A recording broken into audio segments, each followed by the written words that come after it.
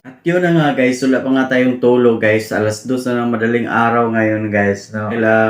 Pinanood natin yung laban ng Gilas Pilipinas at Latvia guys. Rank number 6 ng world ranking lang naman yung Latvia guys. No?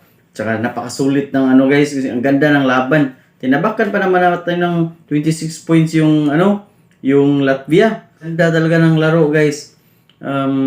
Nanalo yung Gilas Pilipinas. Congratulations pala sa coaching staff ni ni Coach Tim Cone at saka siya lang pala yung makapagpalabas ng laro ni Kay Soto.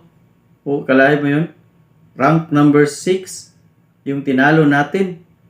Tinalo natin. Tinalo pala nila. Masaya lang talaga ako guys, parang ayaw matulog dahil na break yung record ng learning experience dati. Di ba? Ngayon nagulat na yung buong mundo ngayon. Nagulat ng buong mundo dahil natalo yung European team ng Gilas Pilipinas. Akala niyo yun? Okay lang nun? Impact nun. Bukas na guys, abangan nyo guys, alas 8:30 ng gabi. Yun ang pangalawang laro kontra Georgia, no? Alam naman natin lahat na yung Latvia, yun yung pinakamalakas na team na nasa bracket natin. Georgia, Latvia lang naman yung kalaban. Sunod na pagka nanalo tayo sa sila pala. Pag nanalo sila ulit sa sunod na laban kontra Georgia is mayroon na naman silang kalaban ulit.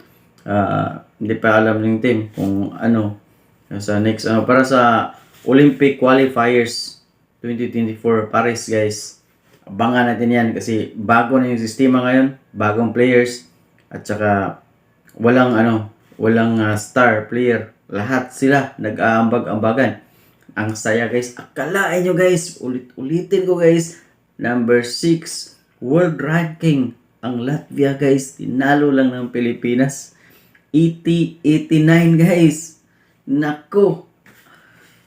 Ayaw matulog guys. Inom nga ako ng kape. Wala magtitimpla. May hyper na rin ako eh. Guys, ganito na lang.